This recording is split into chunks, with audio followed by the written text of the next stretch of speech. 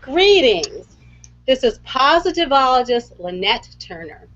Come on in, have a seat on your favorite couch or favorite chair, grab a cup of coffee or a cup of tea. The positivologist is in the house.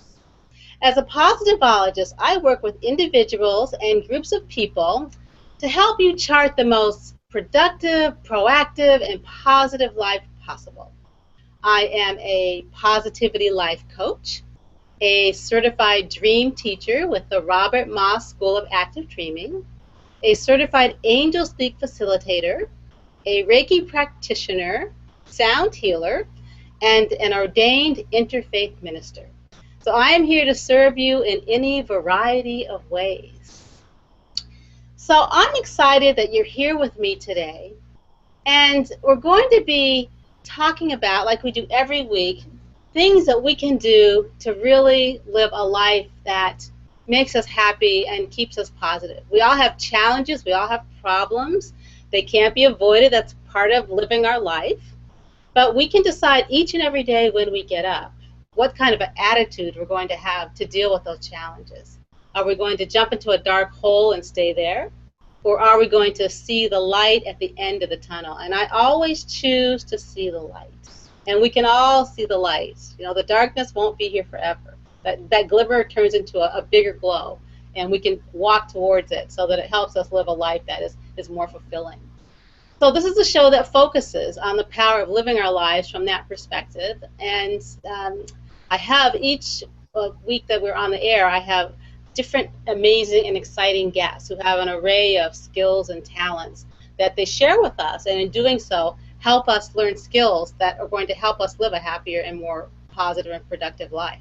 So I'm very excited tonight that Carol Tactus is our guest, and Carol is a number of things. I'm going to have her talk about all her many skill sets, but she is a certified life cycle celebrant, and so I'm excited to hear more about what that is.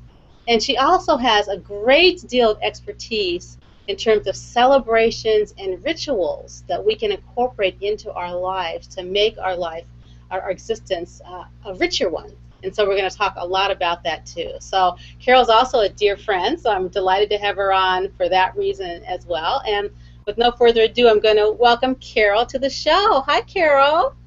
Hi, Lynette, and everyone out there. Thank you so much for being with me tonight. I think you're going to share information that's going to, I know I'm going to learn something, and I'm sure the viewers are going to learn something as well. And I'm like, can't wait to get started to hear all the amazing things you're going to share with us. But before we jump into the specifics of what you're going to share, take a few minutes and just tell us about you. Tell us about Carol so we know a bit about you and this path that you're on. Okay, well, first of all, thank you very much for having me on the show. It's an honor to be here. And I, as Lynette said, am a certified life cycle celebrant. So I guess I'll start with that in my background. And what does that mean? Many of you may not have heard of what a life cycle celebrant is, but celebrants are professional life cycle ceremony officiants. And we believe that there's a power and effectiveness in ceremony and ritual, and celebrate life and all the great things in life, all the challenges in life with ceremony and ritual. And celebrants officiate all types of life cycle ceremonies and rituals, including things like baby namings, adoption ceremonies, coming of age ceremonies, weddings, civil unions, commitment ceremonies. We have memorials and funerals, all the life events that people go through. And so I consider myself sort of a ritual maker and a celebrant who helps you as a client design and organize ceremonies and events around those life events that we go through. And so I've been certified as a celebrant from the Celebrant Foundation and Institute, which is a nonprofit educational organization dedicated to training celebrant officiants.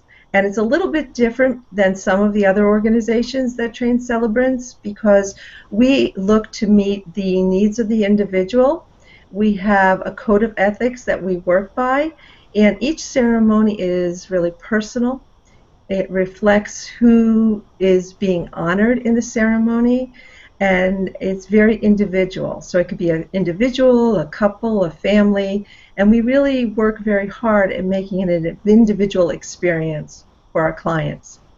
So I do that. I also do life coaching, and I work with clients on transitions in life and getting through the ups and downs that life offers us, as well as spiritual coaching, which is a deeper look at the innermost workings and the power within each of us. So I encourage clients to discover their true, deep, spirit-centered vision and the possibilities for their life with regard to their spirit. And that is not about religion, although there could be elements of religion in what we work on together. But really, when I'm doing my spiritual coaching, it's centered more about the unseen power of the spirit that's within us. It doesn't matter whether you call that by the word God, the divine, the higher self, Holy Spirit, universal mind, the cosmic consciousness, or really no word at all. It's really about your inner voice and what's inside, your actual spiritual presence that we work on. So those are the things that I mainly do with clients. Well, you're a busy lady. And I can see how the different skill sets from the things you described all sort of work together. I can see how one can really help with the other. So, Carol, tell us, it's always interesting to me what paths people take. What occurred in your life, or what happened to lead you to take this road that you're on now, and that you're clearly, very passionate about? Yes. I would say that in my life, I've always been looking to do the journey within the journey. So for my entire life, I've taken a very deep look at life and the meaning of life. But I think about 10 years ago, or 10 or 12 years ago, I decided that I myself wanted to go deeper into my own journey, into who I was, what the meaning of my life was, the direction, and how I was helping other people. Because I've been in the corporate world, I have an HR background, so human resources. I've always worked with people and helped people with their careers and businesses and such. But I started saying, there's more in addition to that at the human level of working with people. And so I decided that I would go deeper in my own journey to learn more about myself, which is when I went to become a celebrant. And from that path, I started going deeper into my journey to ministry. And so I've always been a person that I think all my friends would say I have a very rich and deep thirst for and knowledge for the spiritual things in life and the actual meaning in life. And I just have decided that this was my journey. And as I've gone deeper personally, I've been able to go deeper with my clients. I have a quote up on my wall that says, as deep as you go with your own journey will be as deep as you can go with the journey of other people. So that's clearly what I've been doing. So I would imagine that sometimes people might come to you and already have in mind what they want to have a ritual for or celebration for, but I would also imagine sometimes the people come and they just know they want something. They want to do something to acknowledge what's going on in their lives. And does that happen? And then you probably help them frame what you might do to assist them? It does. It does often happen. And I find some of the folks that I work with on life coaching, after they've been through some transitions, they also talk about, how much they've been through and how meaningful it would be to have a ceremony about that. And some of the ceremonies, I'll give you an example of one that I went through with life coaching. I was working with a client who was working with me on career coaching. And during the period of time that she and I were working together, unfortunately, she was diagnosed with cancer.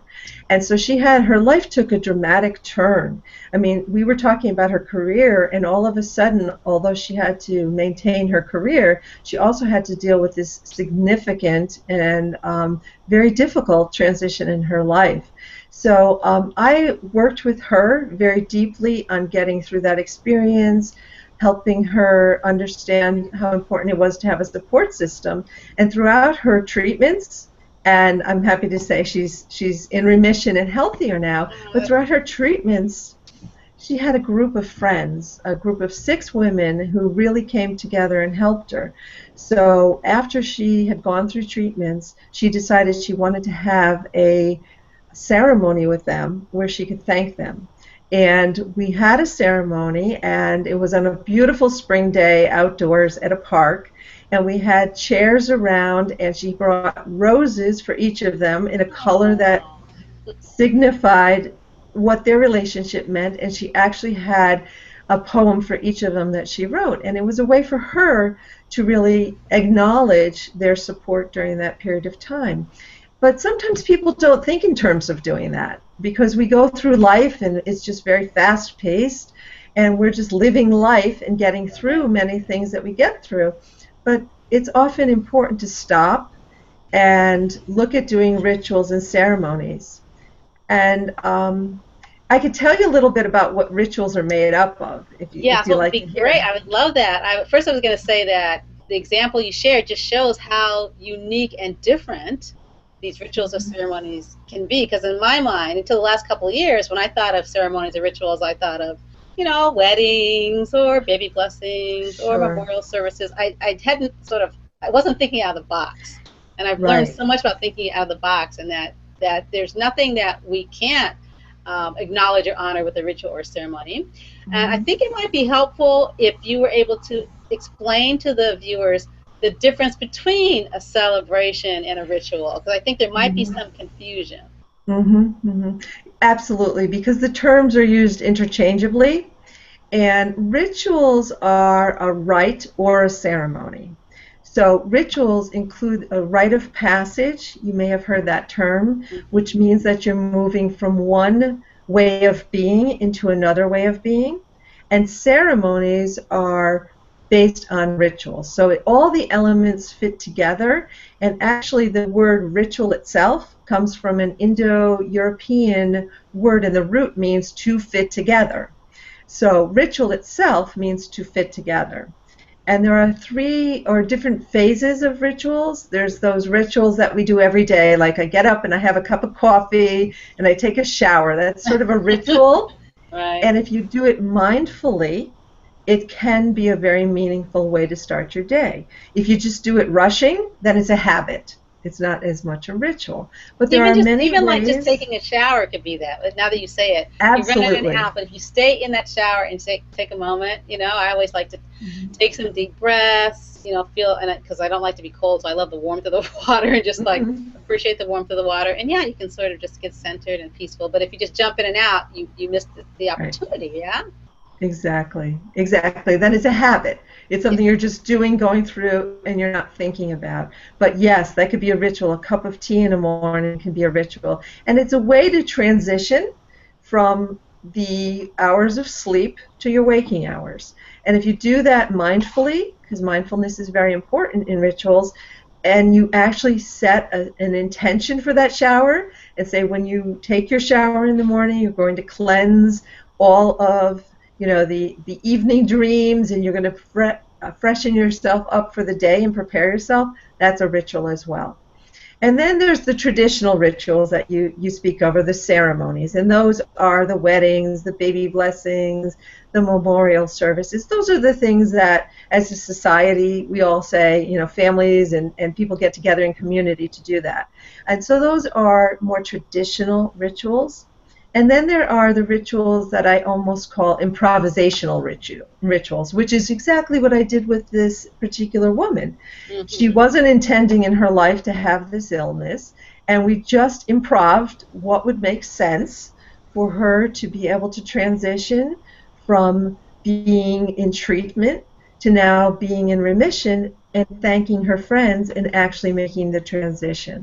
So that's the rituals, and rituals actually have certain elements. They are either beginnings, that's sort of like the new babies, Okay, good that example. sort of new job. You can do a beginning ritual for a new job when you move from one company to another, and you're going to meet a whole new group of people. So you could do a ritual around that, which is always a great way to start something new. It's a new beginning.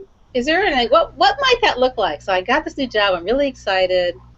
What would a ritual look like for that? Well, I actually did one a week ago with a friend who took a new job, and she had been through a period of time when she was unemployed, and she was piecing together a number of ways to make income. And so she was moving to a new position, and she wanted to actually let go of some of the old fears and some of the old ways of being, because her energy was much more focused in on getting income from various sources, and she had to almost close out that period of her life. And then I told her, you're going to sharpen your pencils like the new day of school. So we said, let's do a ritual of sharpening pencils, like you would as if you were starting a new year of school, and get your books bag together. And her book bag wasn't necessarily books, but it was, she had a poem that she read to herself. She took a nice bath the night before. She prepared herself for the next day, which was a new beginning and a new job. And I've spoken to her since. She thought it was a fabulous ritual that she did privately in her own home, but she did it so that she can transition and mark that transition, moving from one way of being to a new way of being, so it was a new beginning for her. That's wonderful. There's also rituals of mergers. Now you think of mergers like mergers in companies. You can have a merger ritual, but mergers are also obviously weddings. That's a merger of families, a merger of two people getting together. There are rituals of cycles, and the ones that I do with clients are special anniversaries, marking a new year of an anniversary, also birthdays, special birthdays. Clearly, there are rituals of endings. Those would be memorials or funeral services. And then healing rituals. So if you're having a time in your life when you're not feeling as well, you can actually sit in intention and you can work on a ritual to help yourself through that transitional period. The elements that are important for rituals, the first one is the intention. So in any ritual that you set up, or any ceremony that you're going to be doing, you want to have a purpose or an intention. So it has a beginning, and you're going towards something. The next thing is figuring out your sequence. So the sequence would be you want to clear the space, and you want to have a beginning and an ending to it. And then sacred space is so important. So let me tell you, this is a new beginning being on a show like this. So for my ritual that I did before I was able to log on to this call is I got some sage and I burned some sage, which is always a cleansing ritual for clearing the space. For me, the two things that I have in a new beginning is I have Ganesh, and Ganesh is for new beginnings. Yes. Yeah. So Ganesh is by my side. And then I have, because I've done some dream work, so you know about dream work, because I know you do that, and I've, in some of my dreams, the element of a snake, which has always been a little bit interesting for me, to have the symbol of a snake, because I don't necessarily like snakes, but for me, in my dreams, it's always been at a new beginning.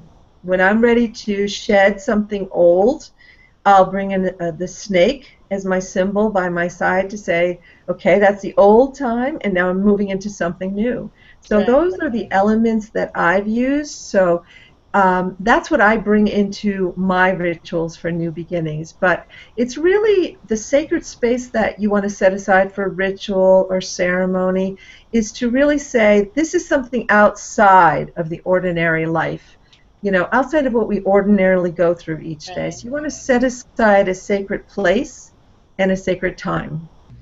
And then there's ingredients. So that's interesting, because I was wondering, so sometimes rituals are a one-time sort of special thing or celebrations, but I would take it that there are rituals that one can do over and over and over again. Absolutely, yes. And this is my beginning ritual.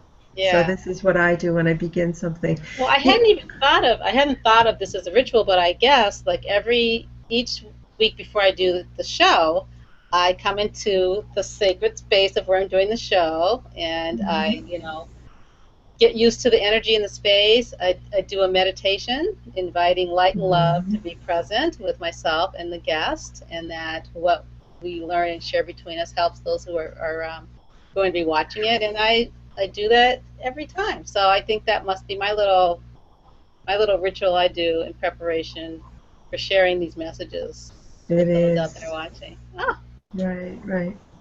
And it gives you a different energy when you do that. If you rush from one thing to the next thing and you don't allow yourself that space and time, it would be hard to do a show like this that goes out to like-minded people right, because I suspect that energy would come through.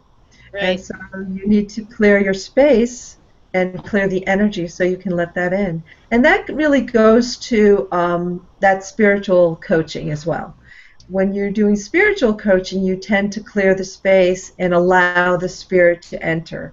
So I will do rituals when I work with clients, lighting a candle. And I could even be on the phone and ask them to light a candle at the same time. And so at least we're doing something simultaneously that's similar, and that helps to set the stage and clear the space and put the energy and attention into what we're doing at that point. That's actually very cool. I have a friend who has some health issues, and I wrote a bit of a ritual for her. And part of what I did was I had these two feathers, which were the same color, and Mm, I mailed one to her. So she was holding one, and I was holding one. So nice. as I was walking her through this, that I guess was the Hmm. ritual, we were connected, even though we weren't in the same room. We had this element of connection, which really helped Absolutely. to help it sort of go full circle. Right. So those are what they call the ingredients of a ceremony or a ritual.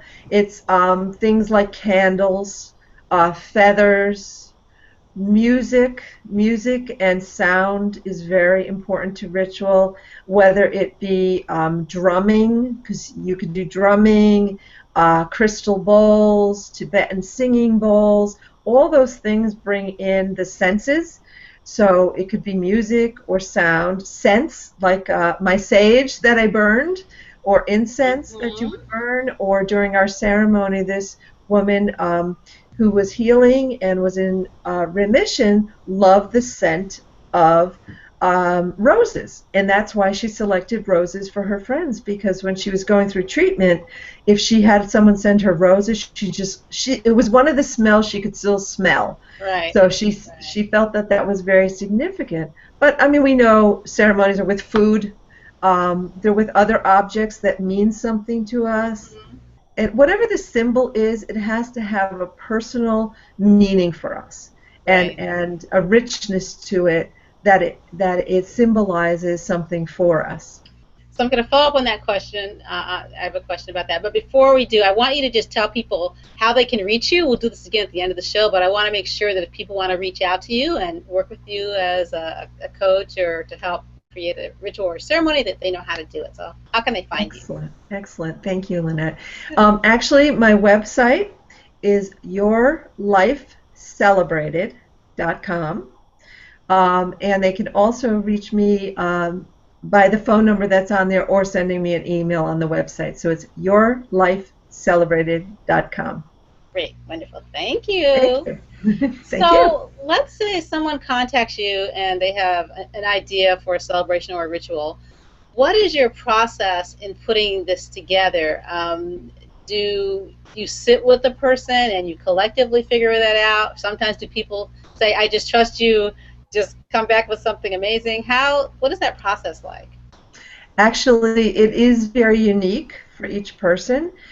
What I do is I set aside time to speak with the individual to find out what they're trying to achieve, what their intention is, going back to that intention or the purpose, and we have a discussion. And during that, I find out what's important for them. So, are there elements that they want to bring in? Do they like nature? Do they want to bring in earth elements and all the elements like fire and water? Or are they more Zen or based? Do they like, Buddhism? Are they going to want to bring in some elements such as that? Do they like certain authors, poets, different people who they might want to bring in? So we talk about, what are the elements they want to bring in, the purpose, what are the sacred objects they want to bring in, what do they want the tone to be like for music. So it's a very individualized process, and after the initial consultation, I'll set aside a flow or sort of an outline of how I see the ceremony or the ritual going. Sometimes it's formal, and it's a formalized document, and I put all the elements in and who will do what. And sometimes it's not as formal, depending on what they're looking for. But it's very individualized, and it is about them. It's not about me. I don't bring in my own beliefs into the process. I mean, I can offer suggestions if they need ideas. However, it's really about them, and it's so often such a nice dialogue that you have with someone. You learn so much about them, and they really start to get to know themselves. What's important for them, and how are they going to celebrate whatever the event is that they're celebrating. And there's times that there's several people involved, and I'll have discussions with multiple people, or sometimes it's just a group of people, small group, or a couple people.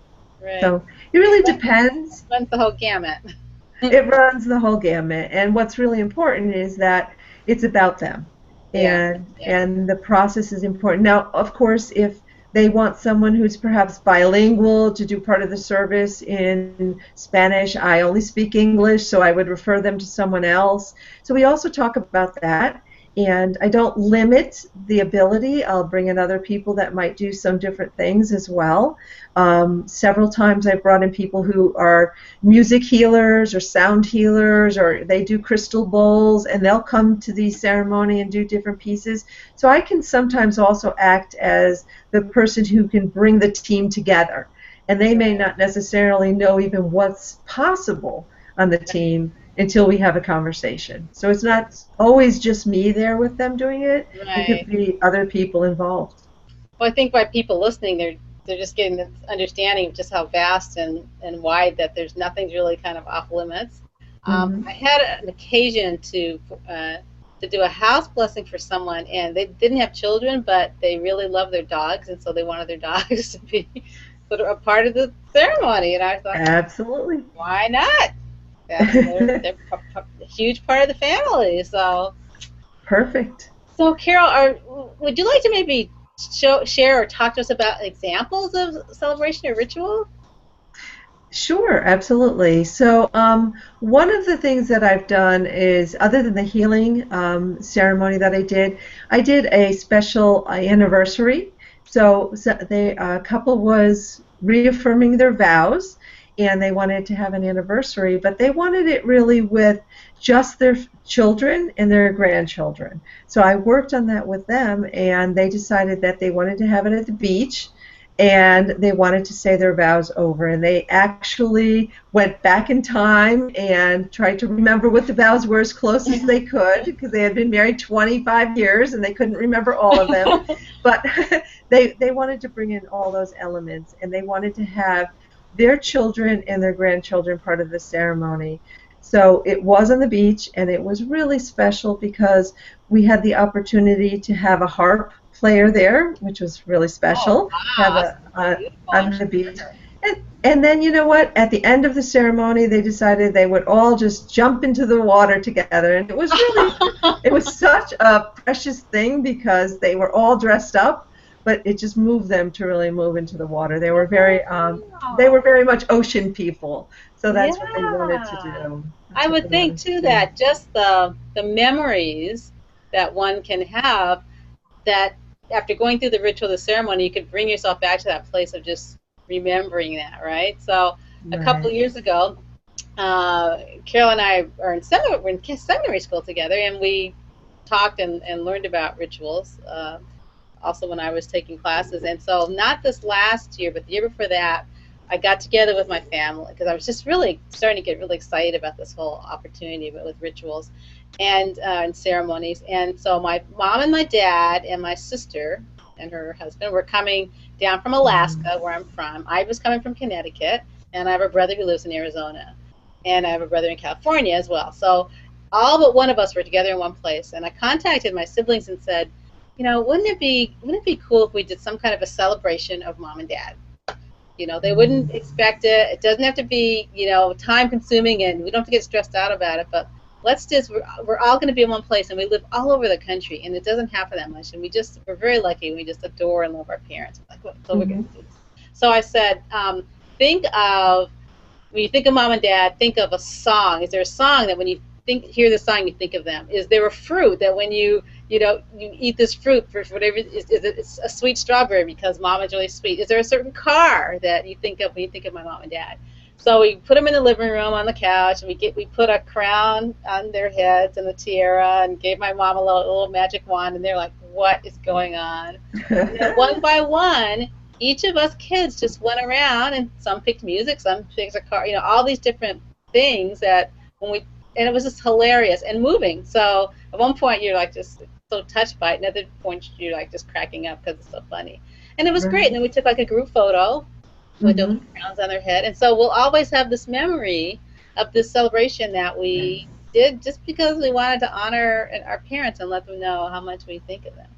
That's great. And you can do that with friends. I mean, there are so many people who impact our lives, and just acknowledging people and saying thank you in simple ways, saying, when I hear this song, I think of you, or something along those lines, so that you can acknowledge people as well. That's wonderful. That's a great ritual that you did. That was a great ceremony. I'm sure your parents were so appreciative of that. Yeah. I'm sure they were. Yeah. Have you found opportunity for people who were maybe like in a hard and difficult place, but you to do this ritual that to sort of bring them out of the darkness and into the light, so to speak? Yeah, I actually have. There's been a lot of people lately who have been struggling. Let's be honest. There's been a lot of struggles that people have had. People have lost jobs and different things. And I ask them what inspires them. So I know a couple people that very much feel inspired by nature. And when they're feeling down, I ask them what they can do in nature to bring themselves up. Like, what connects with them in nature? And I find that if they go out in nature, I have a friend who says every morning when she gets up, even if it's cold outside, she opens the window and takes 3 deep breaths of air. And that's how she starts her day. So she's been under a lot of stress, and just that one thing of being able to open the window and take 3 deep breaths makes her realize that, I'm connected not only to what I'm getting up in my house, and I'm going to be on the computer looking for a job today, but I have taken 3 deep breaths, and I look outside at one tree. She's been looking at one tree that, goes through the seasons, and she says it's a beautiful tree outside her window. And it's almost her way of acknowledging in a sacred way that she's connected to nature. So she's used that as a stress relief. And I think, and you can say, I'm alive. When you're breathing, I'm alive. Here, I'm alive. I have these things I'm dealing with and challenges, but I'm here. I'm alive. Right. Yeah. And the other thing that I'm working with some folks, and I'll tell you, I work with this on my own too, because I think in our society we don't feel enough sometimes. So the saying of I am enough tends to be a mantra that I've been saying, especially when you start to feel like, you look at the media, you look at what's going on, and sometimes you're rushing through life, and you realize, you know what, as I am today, I am enough. And I've used that with clients who feel overwhelmed. And if you could take a deep breath and say, I am enough, and just where you are, I am enough. Why don't we do that? I know. Yes, I would love that. And let all the viewers can do it with us if we breathe, right?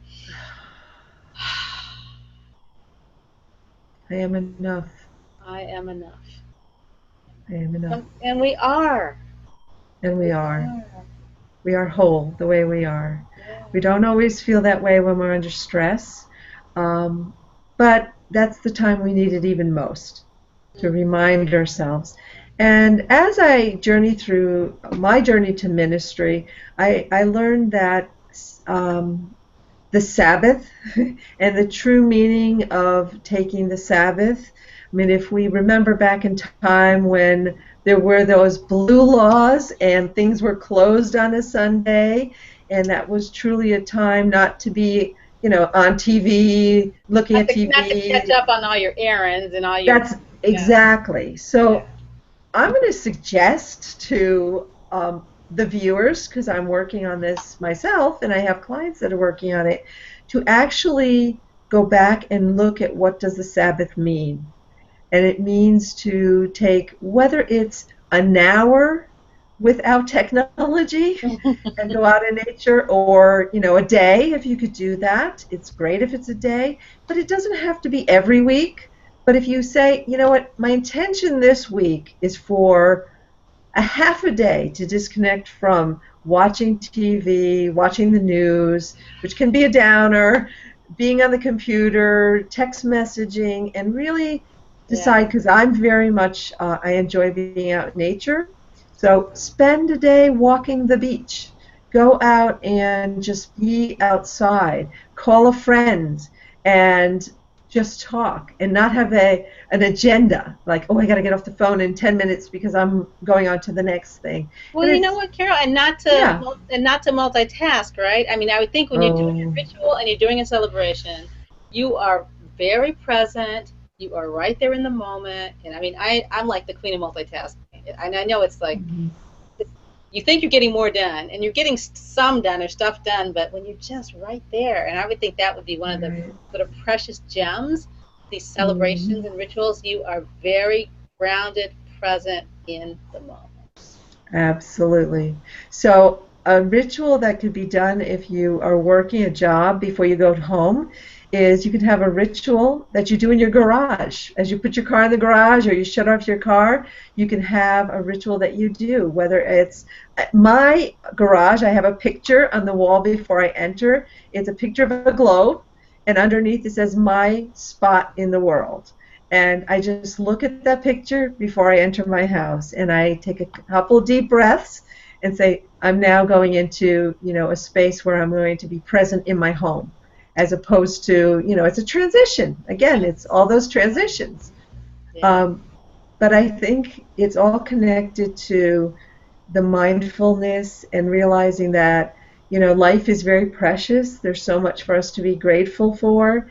And even during the difficult times, when it's so hard to find the joy in life, remembering that just breathing is joyful. If you could take a breath, that's something to be grateful for. Have gratitude for. Something to celebrate. Something to celebrate. Something to celebrate. So, Carol, are there any celebrations or rituals that are traditionally done like at certain times of the year? So I think like there's the fall equinox. I hear that there's ritual. Are there some that are like traditional in that way? Yep, those are the cycle rituals, and there would be cycles of the moon when the moon is full. There's cycles. There's rituals that you can do. What's a full moon ritual? Full moon. Yeah, that's a great thing to ritualize. Full moon rituals can be where you can go outside and you can actually cherish the moon, and you could first of all look at it because on those full moons we don't even look up sometimes. And I think about, and I think this was a conversation we had, Lynette, about the aurora borealis. Yes, I was just going to mention that. And how okay, so I've lived in Connecticut and on the East Coast in Florida my whole life. I've never lived where there's been an aurora borealis, but I am so excited someday to see this.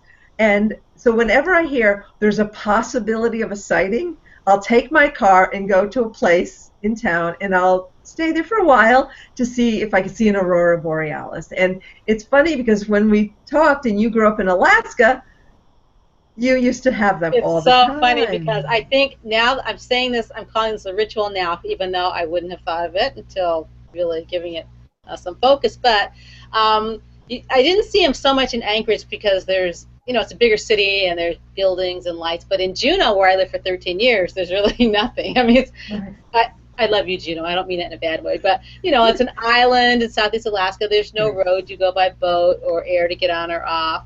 And so it's really as if they like scooped up, made a little hole. The powers that be made a little hole, and they plunked 30,000 people down, and we're completely surrounded by mountains and the Gastineau Channel, the water. And we used to, the Northern Lights, whenever it's cold and crisp, they just come out and they just dance across the sky in this most amazing way that you've probably seen like on TV or something. But we would just bundle up, and you go outside in the driveway or whatever, and you lay down on the ground, and you just look up at this amazing sky dancing over you with every color you can think of.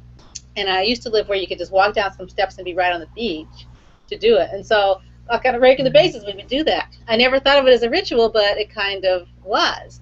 On the flip side, when we talk about being so busy, I can also remember driving from the theater I worked at to where I lived, which is literally like a 30-second drive, and then someone calling and say, "Oh, did you see the Northern Lights?" And I hadn't even looked up.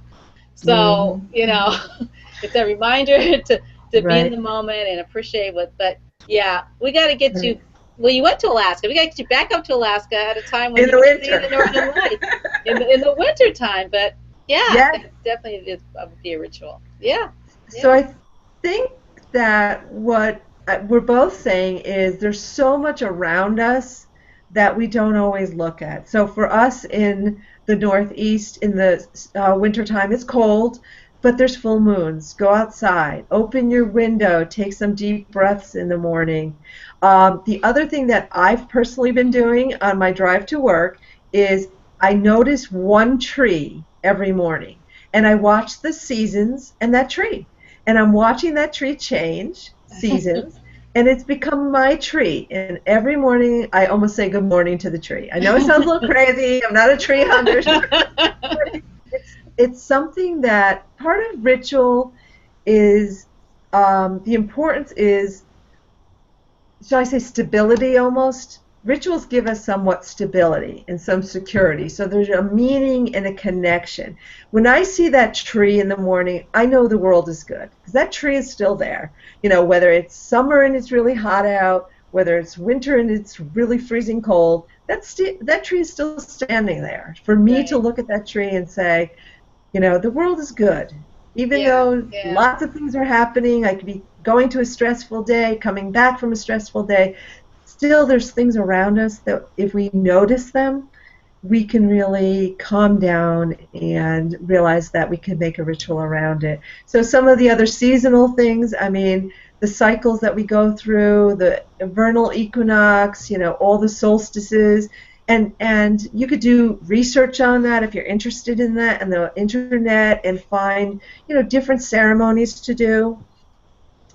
Whether that's planting something, even just the bulbs coming up that you plant in the fall. You can do a ritual when you see them come out in the spring. So it's just the cycles, and remembering that the cycles of nature are just like the cycles of life. And you started this out by saying, although there's storms, no storm lasts forever, and we're all going through cycles. There's the ups and downs, the ebbs and flows, and it's just to take the moment to appreciate it and realize what's in front of us. So I think that's Northern Lights story is perfect. It's kind of like me with the full moon. I always forget about the full moon, and now I'm like, oh yeah, when is that full moon? Let me look at the calendar. Let me look outside. So you don't miss that opportunity. And it seems like, too, that we can create these rituals that could actually help us get through the day, maybe at certain points of the day, right? So if it's really hectic and busy at my job, I'll sometimes put the word breathe in my Outlook calendar, and then all of a sudden at 2 o'clock for that week, every day, it'll like pop up and remind me to breathe. So that's kind of a ritual. And I guess in the morning, what I do is a ritual because I do it before I even get out of bed. I lay there and I repeat my ordination vow and feel it. I write in my gratitude journal, and I have a chant that I do. It's only like maybe about 10 minutes long, but I do that every morning, and that really sets the tone. And so, I guess that's a little morning ritual. It's a morning ritual, and it's a connection that you have, and you're saying, I'm blessed. I'm blessed with whatever I'm going through. I'm still blessed. So Carol, having had all this incredible, amazing experience, do you have a favorite ritual or a couple of rituals that you really, really like, whether they're ones you've done for other people or that you've read about or that you've done for yourself? Is there something that you just like, yeah, this is on my top 5 list? I would say on my top 5 list, I like the rituals that I've done with friends. And, even getting together, whether it's on the phone and doing a meditation, maybe once a quarter, I have this ritual with friends because we live very busy lives and we don't live near each other. So we have a conference call, we get together on Skype, and we just do, very quickly, we do a meditation and a quick check-in on the blessings in life. And I have another ritual that I was doing when I would drive to work. A friend and I would drive to work at the same time. She lived up in New Hampshire, but I'm here in Connecticut. And we'd call each other on the phone for a period of time, and I would say, what one thing happened today? What good one thing happened? Like, what blessing did you have? And what are you grateful for? And I like those where you can really say, what you're blessed with. They're simple. They're simple, but they're very meaningful. They're meaningful. I also did, it's sort of a baby blessing, but the girl was 9 years old, so it was a re-blessing.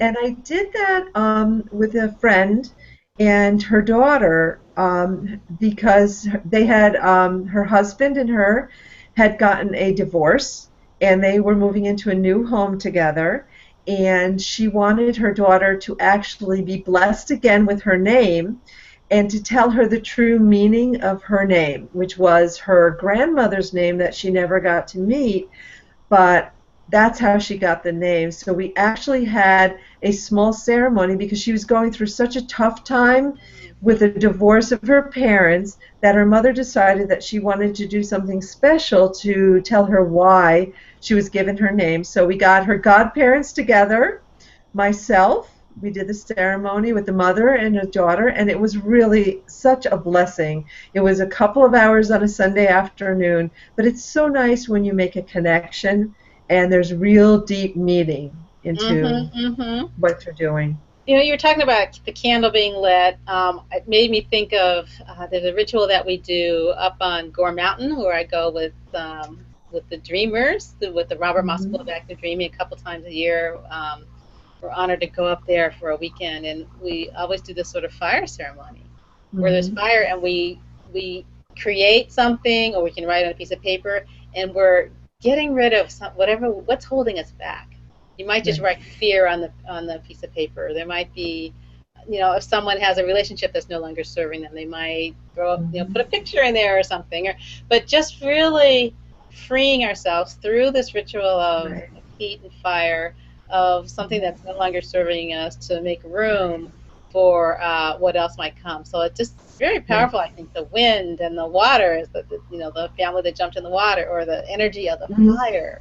I think are really incredible and powerful elements to be used in the ritual celebrations. And that's like the letting go and letting in ritual that I like to do. And sometimes I do it at New Year's, but it can be any time of year. And the letting go part is great when you have something you write on that paper and you burn it, because that's something you want to let go of. Right. And the letting in, what I do is have you write on a piece of paper and plant it in the ground. And you go to a tree, and at the base of the tree, dig a hole and plant that in the ground, because you want that to root in your life. So that's the letting go and letting in ceremony. That's a great image. Have you done many ceremonies that include young people or kids? Or are adults pretty open to including their children in their different sort of ceremonies and activities and rituals? I think that it's precious when you have children in the ceremonies and rituals, and so often people like to include their children in them, and dogs too. I mean, I have the dog situation too, because dogs are so precious in our life. They're part of the family. And I've also done some tribute ceremonies or memorial ceremonies when a pet dies. And I think that it's important for children, and parents, a couple of parents have asked me to really focus in on that, because children they have to learn the grief process, and having a real ceremony gives credence to the love that that child had for a pet. And so oftentimes that's the first death that they experience. So I use what I also call tributes. And tributes are you really buy a plant or a tree, a small tree, and you plant that. So you may have a ceremony of an ending, but then also a new beginning. And so it's all about the cycle of life and also the cycle that we go through in nature and the events of life. So I've done that as well, which have been really focused in on children. So ceremonies that become their ceremony. What do you want to do? They're fun from the perspective that children are very creative, and they just have such a joy in what they do. So even though it might be a sad event, they find the joy in having had that pet in their life. So children are fun to work with. That might also help them, you know, as adults in the work we do, we're not afraid of death. No one's crazy about the idea of pain, but to have some sort of a celebration, really, of the life of that pet might help sort of diffuse the fear that the child or even adults might have about that. Exactly. I just got this great image of taking a trip around the world, because I imagine different cultures have different rituals that are specific to those cultures. Wouldn't it be fun to just, like, I don't know, get a grant or win the lottery? We talk about winning the lottery. You have to play the numbers to win the lottery, which we don't tend to do. But that would be an amazing thing to do, wouldn't it? Just let's go to Brazil and check out the rituals there, because I'm sure it's just the globe is just rich with all these different kinds of rituals that people do specific to their cultures. Right. Well, how I get around that is I watch YouTube. You can see many of those rituals on YouTube, and at least get to understand. And if you are working with someone and someone has a family, you want to brings in some elements from a legacy, you know, from the legacy family, you can look into that. And I do that often. I like to do that with clients because sometimes we forget some of the traditions too. I mean, if you think of traditions that are in our lives, I don't know. I know my family's lost some of those traditions, but if you decide that one holiday you're going to bring back a tradition that you remember from your childhood, I mean, that's the kind of thing, that connective tissue, or you know, that security and that feeling of commonality and community and the bonds that we have, not only with people who are here now, but with people who have passed. And really having that connection with people so that you don't lose sight of all people have influenced our lives, and we are all one, and we're all interconnected. And it's important in our rituals to remember also that everyone is just doing what we do, trying to live life with joy, and to embrace and accept people as well for what their customs and rituals are. And that goes to what we really need in this world. Yeah. So. It's beautiful. I was just going to say, if there's something we want people to remember, I think you just said it. I can't believe our time is almost up. But before we go, Carol, I want you to once again, first I want to thank you so much for taking the time out of your busy schedule to come and teach me and teach the viewers out there all this amazing information about rituals and celebrations. And I'd like you to once again just share with people how they can reach you, and hopefully they will connect and have this amazing experience, which I know they will have, working with you, given all your different skill sets and just your energy and passion. Everybody will want to work with you and learn how to embrace the power and energy of rituals and celebrations. So how can they find you? Okay, so before I give you that information, for 1 minute, I'm going to do a quick ritual for us to end our time today. Okay. So put your hands over your heart. Take a deep breath. Just scan your life. Think about all that you are grateful for. See the faces of people in your life, those who you've celebrated life with, represented by children, parents, siblings, family members, friends, people you work with, your community, our country, and the world community. Breathe it in. Meister Eckhart said, "If the only prayer you say every day is thank you, that's enough." Thank you, Lynette, for this opportunity. Thank you, Carol, so much for being here. And tell us your website one more time. It is yourlifecelebrated.com. Yourlifecelebrated.com. And folks, if you want to celebrate life and all the amazing things that are happening in your life, reach out to Carol. You'll be delighted to work with her. So, in closing, I want to thank everyone for joining me tonight on this wonderful TV show. And remember, life is about bliss. B-L-I-S-S. Believe life is something special, because it is, and so are you. This is Positivologist Lynette Turner. Thanks again for joining me, and I encourage all of you to take a walk through the landscape of positivity. I'm sure that you will enjoy the view. I'll see you again next time right here on The Positivologist is in the House.